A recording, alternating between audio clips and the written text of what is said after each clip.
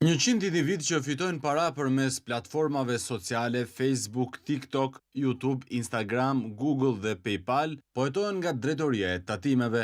Verifikimet paraprake tregojnë se janë 33 milionë euro të cilat nuk janë deklaruar dhe për këtë arsye u kërkohet subjekteve të deklarojnë të ardhurat me formularin DIVA.